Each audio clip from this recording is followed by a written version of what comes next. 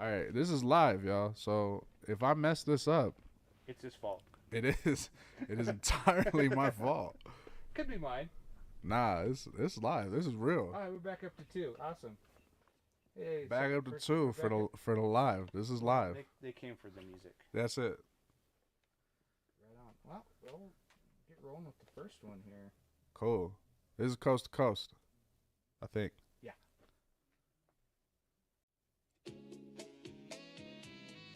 Yeah. I was just gonna say some random shit over anyway. Hey, shout out Wick Jones. That's a Colorado producer. He made this beat with me, and he got that fire. Look. Young smooth operator, cool stack of paper. Rick and Morty on the shorty for a half a 40. Oh, you a rapper, oh, you a singer. Cool fucking story, oh lordy, I'm back, y'all. I'm back, y'all. I'm beating back, yeah, I'm back, y'all. I'm back, y'all. Right hand on the Bible, left hand holding on my nutsack, y'all. Need a fast stack, y'all. Pink Cadillac, y'all. Green fanny pack, y'all. Bet y'all come back, y'all. These are the fast, y'all. These rappers black, y'all. Jesus was black, y'all. That'll make them black out, yeah. Welcome to my motherfucking trap house, yeah. We the motherfuckers that they ask about here. We don't cry later, we just laugh out here. I'ma make the love, I'ma tap out here like, yeah. Okay, like, yeah. And you know my mind is on a million. We be going really, really, really dumb. They be asking where the fuck they feel me from. You know that we really, really, really kill it from?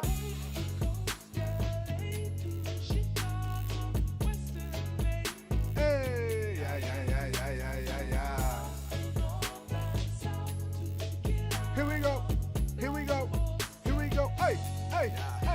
And they be like, oh, that's my shit. Hey, that's my shit. Hey, that's my shit. They said, boy, you ain't gonna make it. I said, where my paper is? Tell them, oh, that's my shit. Hey, that's my shit. Hey, that's my shit. They said, boy, you ain't gonna make it. I said, bitch, I'm made for this. Hey, I'm Better Butcher if he was part of the White Rabbits. I'm Thomas Shelby every time that I'm Mike at it. I'm Thomas Shelby every time that I'm Mike not. I might give it to you, baby, but I might not. Jones hit him with a tight drop, like, yeah.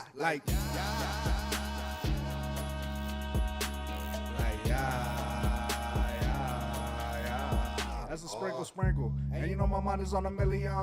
We been going really, really, really dumb. They be asking where the fuck they feel me from. You know that we really, really, really kill it from? Okay. Hey, yeah.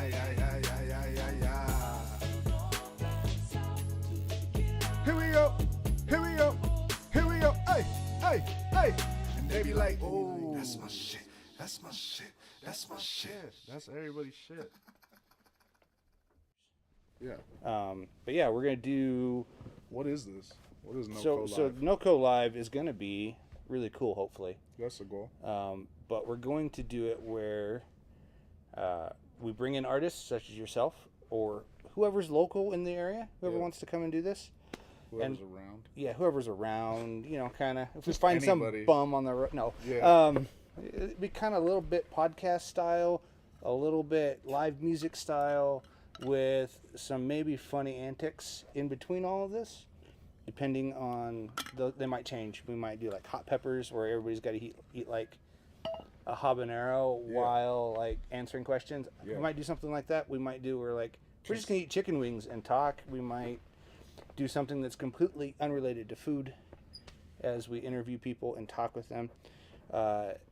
And that's kind of it. I'm going to always have my coffee cup because everybody on the streams here has kind of come known to this coffee cup. Everybody knows this coffee cup. It's like my signature thing now. So That's his thing. But yeah, we'll have maybe coffee for others. I think coffee would have been good. I should have done coffee. Yeah, we didn't think that one that far ahead, but we had to get set up. we got stuff set up. We got stuff working. And then the goal here is to get just more artists, give more artists a platform at no cost to the artists, and also talk to them about their creative processes, right? And Right. and just grow that community. I think that was the idea when we were coming up with it, was to give that platform. Yeah, it's morphed a little bit for sure. Yeah. Like I said, I'm gonna keep some of my notes here on my knee. I don't know if people can even see that, but It's okay. They don't need to see my knees. Yeah, they just need to see my knees. Just yours, because you're on a lower couch. That's Yeah. that's all it is. I do have another drum throne that we probably could have done this with. A drum throne? Yeah, the chair I'm in. I don't like sitting on that thing. I know you don't. I only like doing it if I'm mixing.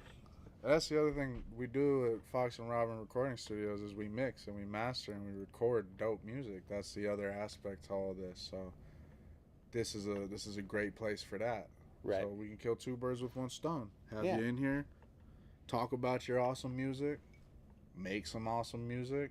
How long have you been doing music? Oh, 15 years easily. Yeah. Easily 15 years. Yeah. So yeah, we got a little bit of time on the belt there. Tiny bit. Just a bit. Been around. And then whatever else comes to mind, right? Pop culture, what's going on in the world, favorite bands, you know? Anything that kind of relates to life in general, that works too. It could get lifey. It could. It depends. It could Maybe. get lifey. Some of this is going to be a little ad-libbed. Some of it will be a little scripted. Yeah. And a listening party too, right? An aspect to this as well is that we wanted to have live performances. Not just singular artists, but like bands can come in and do like you could do your listening party, and you know what I mean, bring your people, everybody can hang out, like some what was that show, like some MTV Unplugged. Yeah. Not quite Unplugged. NPR Yeah. does their Tiny Desk. Yeah. Similar to that, maybe a little bit. Yeah, that would be cool. There's another one in Chicago, and I can't remember the name of it. It's something Tree. I'll remember it later, but they do kind of a similar thing. Okay. So yeah, that's the format, guys. If you're watching, it's kind of what we're gonna go for. But yeah, we're gonna do it all here in the studio through all of our gear that we've got. Some of it's gonna work, some of it's probably not gonna work, because there is a little bit of trial there. We do got his Facebook Live. If you're watching his, you can watch Toussaint's here. He's got back over there. So if you ever see him talking into like the lamp, he's not talking to the lamp. He's actually talking to another camera that's for his Facebook. Which when we bring people in here, that's the thing that can happen. You can do your own while we do this, and you can all kind of.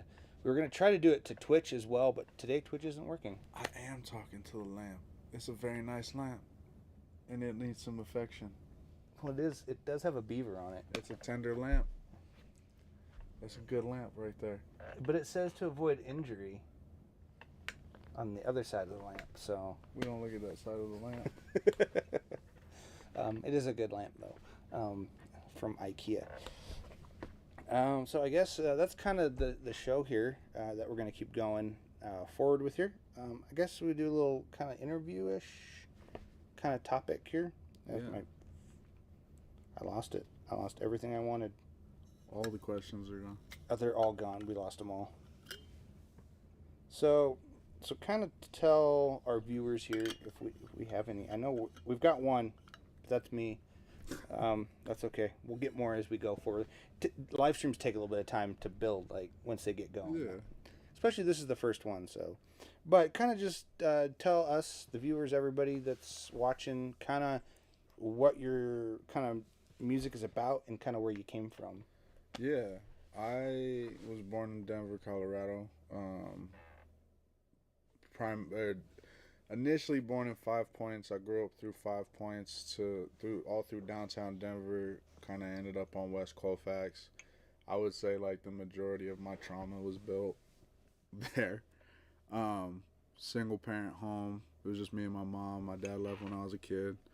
So I was just exposed to a lot growing up, and I was bullied a lot, and I was around just a lot of negative stuff. And then I got a little bit older, and my mom got a better job, and she moved me out to Boulder, and that was like a complete 180 from everything that I understood.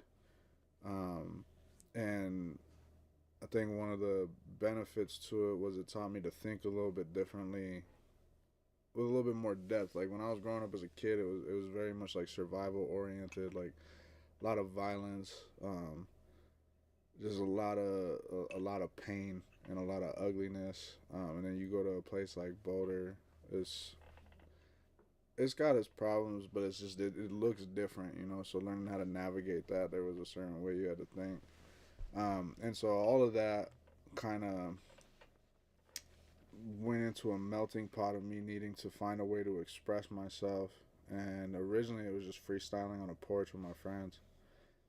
We would just put on beat. We had like a CD. You know what I mean? You had a CD of like 10 beats that like you destroyed your computer with LimeWire to get, and like Right. and like we Full put of viruses. yeah, just and we just put it on, and like you just the same 10 beats over and over and over again until you got to like, you know, phones and stuff. I think I showed my age there just now, but um yeah, that kind of led me to just utilizing um freestyling to express myself, and then that developed into actually like kind of writing things down. So I talk like, musically. I think I talk about a myriad of things, but a lot of it just kind of coincides with like stuff that I seen, stuff that I've been around, stuff that I think of. You know what I mean? That I just sometimes it's just stuff that I think sounds dope, and then and you know, and then being influenced by how I grew up, and then the type of music I grew up listening to, which was kind of all types, but I fell into hip hop around like the early 2000s, and then like that was kind of it. Like that's all I really wanted to listen to until I got older. Um, but yeah, I think that sums up. I think that answers the question. Yeah, So yeah, pretty you know, much. Yeah, kind of. comparable artists I get compared to like Freddie Gibbs, Kevin Gates, Schoolboy Q, um, Wiz Khalifa. Those are kind of the Jay-Z, Eminem. Those are the kind of artists that I tend to get compared to or end up in playlists with. So Okay, that's awesome. Um, yeah, that's like a lot of information at one at one moment. But yeah, I imagine it was kind of that upbringing kind of influenced kind of the music you're in now. yeah, I would say so, 100%. It definitely gave certain imagery that needed to kind of like come. Like I said, like growing up down, especially in Denver, when I say like a lot of my trauma came from there, like I definitely just kind of mean it. Like just saying certain stuff that like would stick with you, and it's like Denver's nowhere near the hardest place in the world. Like I think people try to perpetuate that sometimes, and it's like that's crazy. But like every place has a ghetto, and every Oh, ghetto absolutely. causes some form of harm and trauma that, you know, can beautifully be used to create to bring people to creativity, or it can be brought to bring people to just complete and total destruction of themselves or their environment. So I think what moving to Boulder kind of gave me was it gave me the opportunity to kind of look at art differently. Like I grew up, my mom was an artist, so I grew up kind of surrounded by art still, but like I don't know, you kind of when you go from a place of just like a constant need to survive to a place of like really like abundance almost, you know, like I'd never seen anything like that, and it was a culture shock for me in a lot of ways. But I do attribute that to me being able to expand my thought processes in my mind to be able to channel my pain into something um, expressive. Right. So That makes sense. And then you said you kind of grew up with art. Like yeah, what kind of art was it? Like just do paintings or? she was a painter, man. She just yeah like um, drawing, painting. Like there's always just I don't know if you've ever been to an artist's house, but like Mhm. if they're in full blown art mode, just like everything is everywhere, and like all these unfinished projects are all over the place. Like much like a music artist, except we keep all that like on a hard drive a lot of the time, or like Right. back in the day when people used paper, there might be paper everywhere. But like yeah, it's just like just surrounded and immersed in that. My mom had like stuff. She had some of her stuff going to the Denver Art Museum. We actually like have a picture of like me and her, like we're sitting underneath one of the paintings that she had at the art museum. So just like in that way, she always like really pushed art, but art of like more those mediums. It was like more visual.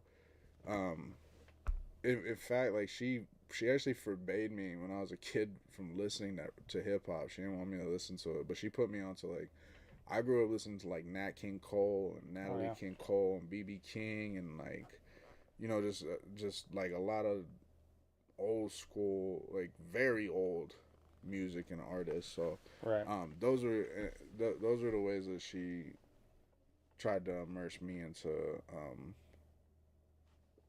art. I don't even think she tried. I think I just kind of like that. It was just like it was natural. It was naturally gonna happen in that regard. But like she quit when I was like I think I was 4 or 5. She stopped doing art because it was either like I said, it was just me and her. So it was either like she keeps doing art and like we're both gonna die, or like it's either eat or do art. Yeah, exactly. Eat or do art, and so she had to choose to do art. So she had to choose her career. So it kind of like dried up at that point, and then that's when I probably started like seeking it more so myself than being just like immersed in it. Right. Yeah, that makes sense. Yeah, I do art myself, so anytime anybody says, "Hey, I do art," I'm always curious. Oh, or I'm around art, so I understand the whole just blah everywhere. Oh. Yeah, I think creatives. I don't think creatives have like a specific like. I think all creatives have like one medium that they like prefer to use. But like I used to draw. I used to do graffiti. Like I love anime and manga. I was obsessed with trying to draw like all that stuff and like I think creatives always have an outlet of some sort. So even if they're not making music, they're inspired in some way to like do something else. Right. There's creative ways out there beyond music, but also and just the facet that we make music here. So yeah, it's very similar. I find painting and making music works like mixing and painting work very hand in hand because it's all color. Just that makes sense. One's not the other. I attribute cooking. Cooking works too. Yeah, cooking and mixing for me is like those are the blends. Like you can over salt, you know what I mean? Like just like how you can like oversaturate, you know, like you can oversaturate a guitar. It's like no, don't do that. But like it's just like it really is much more minor than I think a lot of people think mixing is. Right. In terms of like, like we've talked about it. It's like mixing's all volume. That's all it is. It's just like. Well, when you have the volume of everything in the right spots, once you have that figured out, like you've done like 80% of the work. I feel like it's all volume, EQ, compression, all that stuff. That's all volume. Yeah. Essentially, it's all controlling volume. Yeah, volume manipulation. So, kind of as we go forward here, hip hop is a lot of storytelling. Yeah. Kind of. Well, most music is storytelling, but specifically in like hip hop, I notice a lot of it's like telling a story of something. Yeah. How is that kind of like? How have you shaped that to kind of fit your style essentially? I think storytelling's everything. I didn't always, or I think I didn't realize how it was everything. But like since the dawn of time, all we've had is stories. Like that's true. That's what hieroglyphics are. Yeah. That's we have things happened. There's a story. We document it. Like that's, and then we tell that story. So I really think it's all storytelling, even if it doesn't come off that way. Like even if we're just hearing like random bars and stuff, like it's like it might just be pieces. It might just be pieces of stories. Obviously, certain artists like they really take that to the next level, and I think like I was always a huge Biggie fan. You know what I mean? I like people might shade me for it, but like I was a Biggie fan over Pac. Because the way that he told stories was just so like prolific to me. Like painting, right? Talking about painting, like he painted this picture that you could just you could just see everything and like busting down to like minute details of things that it was like talking about things like the smell or something like that. Like you could really immerse yourself in it. So I think storytelling, really, especially as I continue to grow in like marketing and music and everything, like telling the stories is of the utmost important. Like that's really kind of what we're doing. Like you sit by a campfire and either nobody talks or we're all telling stories. It's one of the two, Right. And so for me, I find very much, I enjoy it. I find it to be a challenge. I would love to see more artists do storytelling. When I look back at all of my favorite artists, I got into them because they told just a crazy story at some point. Like, like you got Jay-Z with his Carter series. He was just constantly telling stories. Biggie was known for, I got a story to tell. You know what I mean? Or even Gimme the Loot was like, it was a story. It was positioned different. It was positioned as a conversation, but it was still a story. Right. Like talking about Tupac's big record was Brenda's Got a Baby, right? This is a story about a mother who throws a baby into a dumpster, so it's, I think that people don't, and even going back further, like you take the Beatles, you know what I mean, like Maxwell's Hammer, or that was a huge story. Or what's the one, Rocky Raccoon, you know what I mean? Yeah, that whole album, that I think that was from Let It Be. Yeah, that whole album was just like stories, yeah. Blues is all storytelling. Right. And so I think I'm kind of beating a dead horse, but I think storytelling is so important in music. And I think one thing that we kind of forget as musicians, or we've gotten to a point with, is like we feel so like ingrained in having to do it from a first person standpoint. Right. When it's really like, man, just tell a story. Like just come out and tell a story. Like you can make up a story. You can come up with a story. You could pull a story from somebody you care about and see's experience. And because a lot of people, they don't have the ability or the creative energy to outlet that, Right. But there's a lot of people who could benefit from hearing it. Oh, absolutely. And I think music is what emotions sound like, right? And part of music is telling the story. That there's a reason that you have the emotion, and it generally connects to relatability. I mean, or not relatability. You just want to hear it. You just want to hear it. So storytelling to me is everything across the board. I think if it doesn't have a good story, like it's almost trash a lot of the time. Like we look at like movies nowadays. You know what I mean? It's a lot of recycled. True. It's sequels. Yeah. To stuff that came out 30 years ago. Yeah, and it's because they're trying to piggyback off of a good story. Right. And they're like, well, maybe this will work, and it's like, sometimes it works. I just watched Happy Gilmore 2 and I loved it. I was a huge Happy Gilmore fan. I haven't seen it yet. No, but it's on my list. I think a lot of people didn't. I think it's either like you're gonna love it or you hate it. My son loved it, so yeah. Which he's got my humor, so yeah. So I think storytelling is just the most important. Key. It's one of the most important aspects to a quality song or project in a lot of ways. We're gonna jump in the next one. Yeah, this one's called Swang. Look. Yeah. Okay.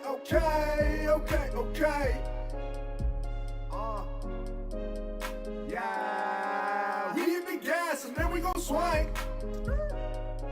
They like the way I do my little thing. Oh, you know what I mean? I ain't in the game, but shout out the game.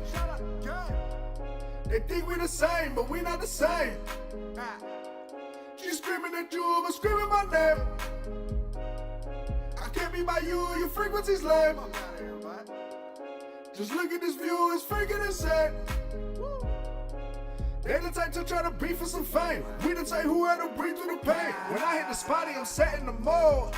Getting the grow. I'm really him like, yo, I'm really that dope. Dame la los. I like my commas and toes. I like my ladies and node. I like my money and blow. I like the dough. Whatever I wanna do. Whatever I'm wanting to. I like with my honey boo. Tastes like a ripe honey do. She say I'm fly funny cute. I say her eyes and ears working. Bouncing that back looking perfect. Yo ass must work at the circus. Yeah, I'm a nerd, but I'm rearranging the circus. He said he wanted a verse, but I hit him back with the price. Now he talk shit about my verses like, damn. Well, As long as they talking, I know I'm the man. I know I'm the man. Yeah. Don't worry about hatred, I know who I am. I know who I am. Yeah.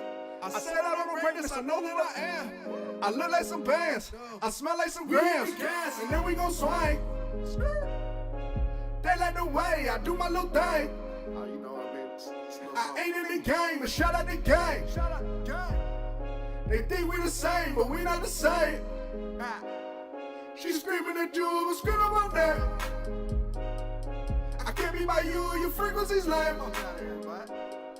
Just look at this view, it's freaking insane. They the type to try to beef for some fame. We the type who had to breathe through the pain. He had to know, bitch, they slapping my shit, yeah. They left for a minute, they saw that I'm winning, they back on my dick, yeah. They talking shit, I'm looking back at them, what's that on your lip, yeah.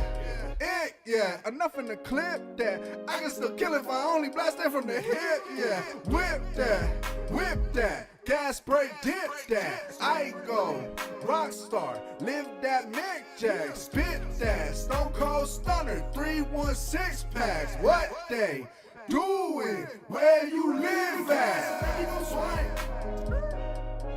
They like the way I do my little thing. I ain't in the game, but shout out the game. They think we the same, but we not the same. She screaming at you, but screaming my name. I can't be by you, your frequency's lame. Just look at this view, it's freaking insane. That's Colorado. They the type to try to beef for some fame. We the type who had to breathe through the pain. So outside of music, what else influences the stuff that you write? Is there like movies or just day-to-day life? Or you've kind of touched on some, like upbringing was kind of part of that as well, but kind of beyond that. Yeah, I mean, like I said, I'm a big manga and anime nerd, like huge nerd. Like they should probably never give me enough money to do stupid stuff, because I'm gonna like buy a lot of stupid anime and manga type stuff. But so I get like a lot of inspiration from that, just the visuals. Like sometimes I can just put like something on and just like watch it with no sound, you know what I mean? But kind of just immersing myself in like other mediums, you know, going to art museums. Like I had the benefit of being able to go to an art museum in Spain, in Madrid, and see the Guernica by Picasso, and see like real deal Salvador Dali's, and like just like that. I'll draw from those moments and inspiration, because it's like it speaks, you know what I mean? Like like where does it take you to, type of deal. Other artists, other music, you know, like I try to be versatile with what I listen to, because I think that I like to think of music as traveling. Okay. So it's like, and if the story is good, like you travel to that place. Right. Same way with food. Like you eat certain types of food, and it's like it takes you to that culture type of thing. To that moment. Yeah. And so those are just kind of like immersement in art, immersement in different cultures and different foods. I don't know. I feel like I get inspired a lot of, like in a lot of ways, in a lot of places, and you know, just whatever's kind of going on. Sometimes it'll just like, it just happens. You never even, like, you're just kind of chilling there, and it just like smacks you in the face, and you're like, this is, I gotta write. Out of the moment it comes out. Yeah. It just comes up. Yeah. So I understand that. And fashion. I love fashion. Oh. I think that fashion is like one of my big like secrets that's not so secret at this point, or it won't be, is like I love the Met Gala. Like I'm obsessed with, like, when the Met Gala comes on. Like this year, Met Gala came on, I took over the TV. My whole family's watching it. I don't like listening to it per se, but I like threw on some lo-fi and just chilled and just like watched the Met Gala. And it's like, it was a whole vibe. So, you know, like fashion is like very, very inspirational to me as well. Just like what these people will create with their, kind of can tell in the glasses you're wearing. Yes, a little bit. I love these are these are actually a continuation. I had a black pair of these years ago, and then they broke when I went to Lake McConaughey, and so I had to get the red ones after that. But it works well. Yeah. So yeah, as we kind of move on here, it's all been kind of fascinating, kind of hearing sides, some stuff that I don't know if we've even talked about prior to any of this. No. Maybe some, maybe in passing, maybe in time. No, it's kind of. I think we just engineer, like we just go engineer. Like we kind of move from project to project to project to project to project. Yeah, and then it's just like gearhead talk a lot of the time. Yeah, like a little bit of stuff here and there. Plugins, new consoles, new HD trombone that just kind of appeared. New trombone. It's not even new. It's been here for like 2 years. It's just not down here. New old trombone. And that's my son's trombone. He's not doing band this year, so it needs a place to be. He was like, I want to put it down there. Go, put the trombone downstairs. Sure, why not? It'll probably get used more down there than sitting in the corner of your room. Yeah. We've kind of touched on a lot of these. I know you do, and people on our stream may not know this. Well, they might, depending who's watching. But you do marketing as well. Yeah. You know, and you help out with some of the marketing here. Yeah. For one, this is kind of a part of what we're doing now. Yeah. But what kind of took you that direction? Because you do music, then also the marketing. Kind of those two things kind of have to go hand in hand. Otherwise, no one's going to hear stuff. Yeah. But kind of just maybe touch on maybe some experience you had with that and kind of what that entails. Yeah, I think that was built out of necessity, kind of like you said. I had a buddy. COVID was going on, and he needed help marketing. He always liked the way that I marketed my music, but I was always kind of like flying by the seat of my pants with that. And so he was like, "Hey, you know, I want you to be the marketing manager for the tattoo shop." And I was like, "Cool." And so I decided to just like immerse myself in it. I think for me, the psychology of marketing is fascinating. I think psychology in general is fascinating. Oh, that's true. Just the way that like people think and all that. So the idea of getting people to get interested in something and finding the ways to do it was kind of my biggest motivator once that happened. And then it was just kind of like, all right, well, if we're gonna do this for a brick and mortar business, like I want to learn the ins and outs. So it became like learning about SEO, website development, social media, marketing, and the consistencies of it, and then that all kind of developed into ads. So you know, becoming Google Ads certified for Google search, pay-per-click, and then YouTube ads, and then meta ads, and all that. And then the nice thing about it all was like everything that I would learn for the shop, I could then flip to music, and then whatever I would test for music, I could take and I could flip and utilize for the shop. So like it kind of became like everybody always talks about like robbing Peter to pay Paul, but it was kind of like Paul and Peter were like feeding each other. Okay. That makes sense. In that way. So at this point, I primarily work on helping artists grow their Spotify's through meta ads. I help businesses with Google PPC. I really kind of focus on paid growth. Organic growth is great, but it's very time consuming, and it causes it uses a lot of creativity. And contrary to popular belief, there is a certain point where you're just depleted as a creative. That is true. So you just don't want to do anything. Yeah. Creative. Yeah, you just or wanna, at like, all. Yeah, yeah. It's like you just want to hide in like under a blanket, you know. So that I kind of got to that point with the shop where it was just like I was spending so much time being creative for them that I didn't have it for anything I was doing, you know. And so I had to kind of like I had to check that. And so now I'm very much more for, and business owners, they want results, you know what I mean? Like they want ROI. I understand that. Yeah, you get it, you know? I own a business. Yeah, business owners want return on investment. That's what they care about. So it's like, you know, we can spend 6 months posting 3 times a day, every day on Instagram, building community and all that, and that's good. I think these two, I think that should happen in tandem. Right. But like for like fast results that a lot of business owners want, it's really a lot of the time going to be like, hey, you're going to have to put some money up. It's just that's where it's at in this day and age. Especially you got so many people, so many entrepreneurs. Like, you want to talk about a time where it's amazing to be an entrepreneur and awful to be an entrepreneur. It's kind of like a buyer's market type thing. Yeah, it's just like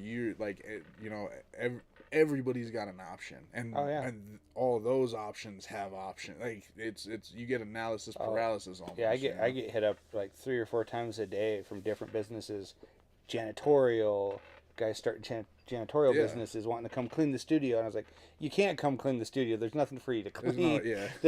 We're one room. We're one big room, so it's kind of like there's not much for you to clean. It takes me 20 minutes to clean it. Yeah, just stuff like that. I'm not gonna have them clean the rest of the house. That's just weird. But yeah, it's definitely kind of like a buyer's market for those looking for entrepreneurs to get their services. Yeah. But it kind of sucks for entrepreneurs because there's so many of us. Yeah, and everybody's fighting for market share, and it's like, well, who? It's not even. It doesn't even necessarily come down to like who's got the best what, right? Like in certain places, you got the proximity factor, but like other places, it's like, nah, you just gotta be the best. I always say you don't gotta outrun the bear, but you gotta outrun everybody else. You know what I mean? Yeah. But if you don't know how to outrun everybody else, then it's like you either gotta hire somebody to do that, or you gotta figure it out, right? And so it's sometimes it's just a hard thing to just keep up with everybody, not necessarily outrun them, just keep it up. Yeah. That's half the problem. Yeah, when you just want to sleep. Definitely when I just want to sleep. Yeah, especially today. You do as many shows as I do in a week. Sometimes you just want to sleep. But yeah, that's kind of interesting, the whole marketing side of things. I kind of knew some of the marketing stuff already, but maybe the people who are watching here don't know that. We do have 2 people watching, so hi, second person. What's up, second it says 2 on my iPad here. I'm probably one of those, and there's probably a second, but we're glad that you're watching. Hope you've enjoyed it so far. And everybody on his, they can't see me, but that's okay. The lamp says hi. My wife just said, have babies with me. Yeah, breathe if yes. I think you got that covered, bro. Yeah, there's four of those, so we're good. It's covered. So kind of speaking of family, but how does this all kind of fit with your like having a family and kind of trying to make it work that way? It's hard, man. I mean, you mean as like music? As a human being? Like well, either. It could go both ways there. Whatever's easier for you, kind of. Neither's easy. It's not easy. No, it's hard. Not. It's true. It's super hard. It was funny. So I just built this thing called a life map, and it's like it's got all of my everything that has to do with anything in my brain is inside of this thing, from time management, scheduling, to finances, to important documents that I routinely go back to be able to reference and stuff. I put it all kind of in this one sheet, and that time management sheet is literally, I don't even know how it functioned prior to it. I'm actually getting ready to package that and sell that as a course. This is the announcement for that. Nobody knows this except for my wife. So I'm actually, one of the things that I promote in my music is kind of like better health and mental health and kind of and balance and things of that nature. And so I'm actually going to start selling these tools that I'm using via my website, my music website, for listeners and other, people who might be in the same kind of bracket as me to be able to utilize them as well. But yeah, man, funny enough, over the course of using this, I've realized that where I'd say I dropped the ball the most was in understanding time management. Cause like me, it's hard. Yeah. I'm all about like freedom. That's what I want most. I think that's what most people want is like, definitely is freedom. Like we talk about like financial freedom and stuff like that. But it's like, until you have your time management blocked out properly, you don't even have freedom yet. You know, because like theoretically people are like, well, freedom is being able to do whatever you want whenever you want. Yes, it's true, but the chances of you having that life and needing to like grind to make money, right, not realistic at all. Probably no, probably not. No. So I like to what I kind of came to was like, oh, the first point of freedom is understanding how much time I actually have, right, and how much time I have like free time in. You know what I mean? Because I ended up finding space where it was like, oh, I could put this thing here and this thing here, and now I have freedom. You know, right. Like they say like, you know, if you build a park, right, or with schools, for instance, right, schools would build playgrounds, right, but you have to have a fence around the playground so that kids didn't run into traffic. Right. The fences, people are like, oh, it's a fence, it's bad. Fences can be bad, yes, right, but they can be good because they can let the kid know how far they can go before jumping into traffic, right? And what having control of that breeds is consistency, and what consistency breeds is the ability to build, and what that building will breed is the ability to have that financial freedom if you're prioritizing, you know, correctly. Like there's other aspects, the right things. Yeah, but what I personally feel like I realized was like, yo, having my time management figured out. That's why those people that got like 5-year plans are crazy, and they're just like they're on it all the time because it's like they know what they're gonna do for the next 5 years. Like it's mapped out, you know. And there is a certain sense of freedom in that, I think, and so.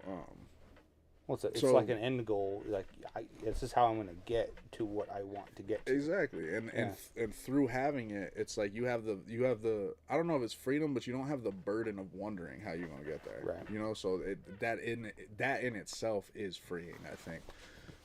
But to answer your question, or going back because we just went down a crazy rabbit hole. Happens.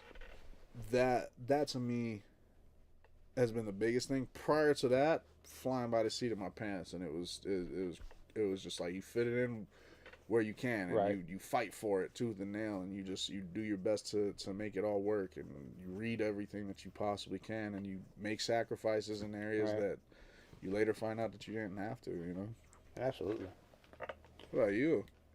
I'm gonna throw the microphone back at you. Well, the microphone's on the floor, so you don't have to throw it at me. I can't drink that one. No, you're gonna knock the phone over. I'll knock the phone no, over. Time management is. I actually have an app that helps me with it. It's called Toggle. A buddy of mine. Shout out Toggle. Give us a sponsorship. I would take Toggle. Let's see. I don't even have it running. I should have it running now, and I don't.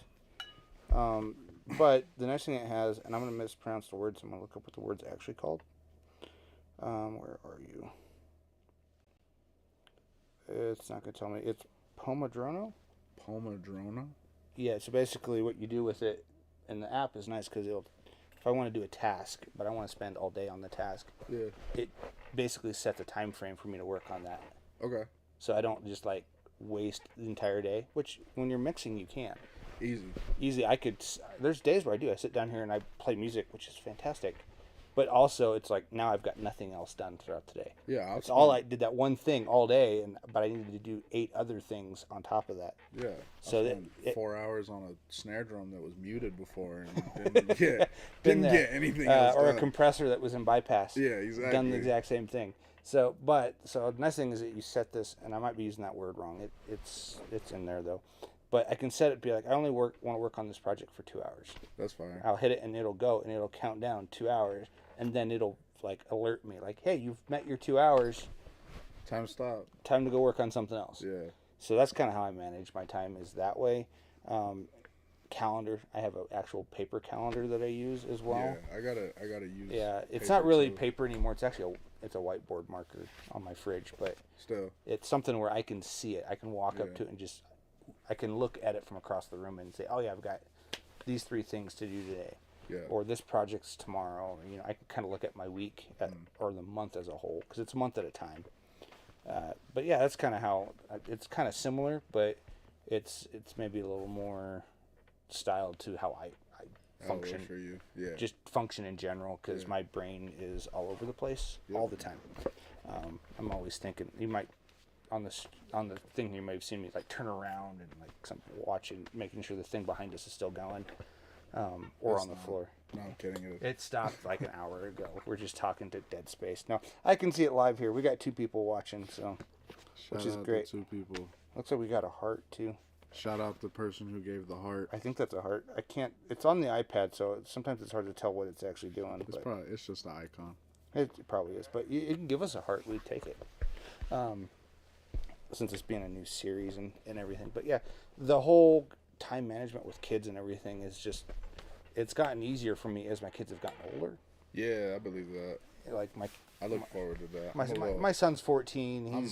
I'm a little jealous now. He's almost at the point where he can drive himself places. He's not quite there, but another year or so he'll be learning how to drive, and then he can take himself and his sister wherever they need to go. To school and whatnot. She's 12, so. But yeah, as they get older, the time management gets easier, I find, because it's like, okay, they're in school for these 8 hours. Right. I have 8 hours to work on everything I need to work on. Right. And then when they come home, it's kind of like family time. Yeah. It's what I try to do. Sometimes it doesn't work out that way because we've got deadlines for certain things, certain videos. I got a video right now that I'm kind of waiting to finish, but I'm waiting on my voiceover person to send me files. So. Right. Which is hard because you have people barking at you like, hey, when is my project done? When's the project done? I'm like, it's going to be done when I get files and sync them up. Because I used AI to create the blueprint of how the script should fall. Right. And I sent that to them so they could hear, okay, this is what I need to say along with the script. Hopefully to make their life easier, but... And shout out AI for the right reasons. I think there's right and wrong reasons. Oh, yeah, this is Artlist. .io. Okay. Yeah. It's cool for creating I'm gonna call it scripts. Yeah. I think like a blueprint of like what you want to do, not the final thing, just a blueprint of what you want to do. Yeah, I think AI is like the most fire secretary. I would say, going to the question at hand, AI has been one of the biggest helpers in me figuring out so much stuff and just balancing so much stuff, but it has to be used the right way. Like when we talk about like music, like for instance what Timbaland just did with AI is garbage, and that was crazy. It doesn't matter. That was wrong. I was just talking about it yesterday with somebody. I felt, as an artist, I felt betrayed by what he did, because I understand the concepts of embracing AI, and I think that we don't have a choice in the matter, but like what he did was foul. Like, you just bringing artists on who are performing for you, and the whole time you're feeding your AI, like that's garbage. That was a trash move. If he finds this, I hope he hears it, because that was a trash move, Timbaland. We just lost him. We lost him. They left. They were just like, yo. We went back down to 1. Was it Timbaland? I don't know. The 1 was probably Timbaland. It could have been him watching. But yeah, we just went down to 1. Yeah, that's funny. That's gonna be the hot take for this episode. Yeah, we'll have hot takes for every episode, I'm sure. Timbaland broke my heart because he's such an amazing producer who gave so much to the culture, and has I mean, you're talking about Missy Elliott, you're talking about Aaliyah, you're talking about some of the best Busta Rhymes, like it's just heartbreaking. He was foul for that, but whatever. It is what it is. It all happens at some point. Yeah, they're scraping all of us anyway. The labels are out here scraping everybody's stuff off of Spotify. It don't even matter anymore, but it was just, like, you would think that the artists would band together. It'd be like, no, but yeah, I know there's a self-preservation. I know there's a thing in Congress that's in the works. Is there? That's surprising. Yeah, I don't know. See if it actually gets passed, but I know they're working on something to help with like artist rights and kind of what that would involve. It's all kind of up in the air, but we'll see what happens. Yeah, something will happen, I'm sure, because it'll get to the point where nobody's making any money, and then they'll have to, like, okay, we need a law that says we can't we can't make money off of AI or something. Well, either that or everybody's gonna be making money off of AI. That's just, I feel like that's more so where they're wanting to go. It's probably where it'll go, but it's all a little conspiracy-ish too, a little bit when if you look into it too deep in the wrong directions. Yeah, that's everything. But I think that's all I've got for questions at the moment, or for this point in time. I know you've got some songs that you're going to perform for us. Yes, we're going to do some music, and that's going to be a part of this show moving forward as we do some music. What I'm doing, I got one favorite, one crowd pleaser, and then I got 2 songs that are actually unreleased. They're semi-released, so I've been talking about marketing. I'm releasing a new album, which is a continuation of a series that I did called IBOH, which is also the name of my entertainment company, which stands for I'll Be Over Here. So it's IBOH 2, and marketing-wise, basically what I've been doing is trying to just build more community. So right now, I'm giving people half the album, actually. So basically, if they go to, I'm gonna plug it, www.iboh.net/SL, that's S as in Sam, L as in Larry. If they go there, they can fill out a form, and they will be emailed the album, the unreleased album, or half of it, I guess, and then they'll get entered into, they'll get put in a list to be contacted for the listening party that I'm going to do, where we'll be listening to all the songs together. So it's kind of, they get like a sneak peek, so that way when they come to the listening party, they already kind of like know a little bit of the records. But today we're going to do two full songs off of that project. So I'm going to do Coast to Coast. Let 'Em Cook is one of the songs off the project, and then Swang is another song off the project. So, I'm pumped. Let's do some. We'll do some music. Do some music? Yeah, let's do some music. That's what we're here for. We're gonna. Yeah.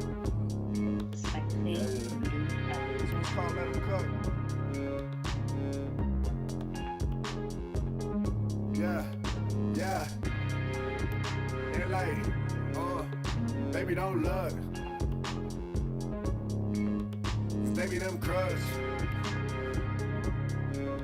I think they fucked up. They let that boy cook. Look. Yeah, like I saute that shit. If we talking about beef, I marinate that shit. If we talking about cheese, then I'ma grate that shit. And if we talking about me, I bet she ate that shit. Like a tape in the tummy and we tape that shit. I'ma spread it out, I'ma lay that shit. Put her ass to sleep, I'ma serenade that shit. You squeeze the wig up, I'll J that shit. Good morning, good morning. Yo, old dude is so corny. Beware the dog that's so want it. They tried to block, I keep scoring. Like Jokic at any part of the key, dog. E-dog putting balls in holes like ski ballers. Tease balling, I'm known for acting that he hard. He saw me see her, he don't want her to see me, dog. Cause they be them crush. When I ain't my judge, I leave them all shut. Like, baby, don't love. Cause they be them crush. I think they fucked up. They let that boy cook. Word from my sponsors. Yeah.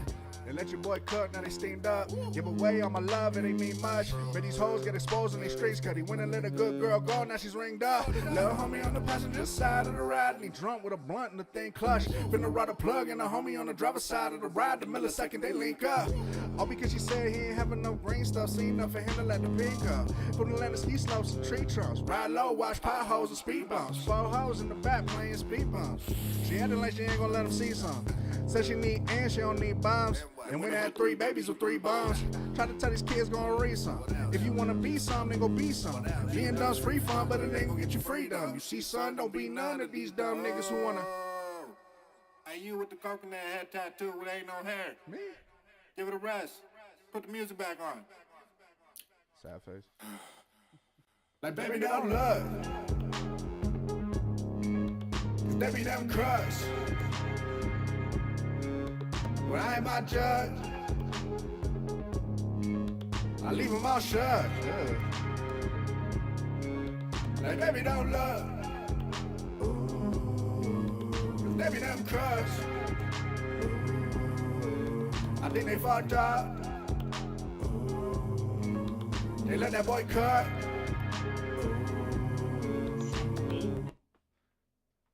That was Let 'Em Cook. My name is Toussaint Lorenz. This is NoCo Live. Fox and Robyn Recordings. IBOH Entertainment. T mixed it. That's me. I mixed and mastered all that. Come to the next episode. I don't know who we have yet, but it's going to be fun. So pull up. It's going to be on Sundays. I know that much. Peace.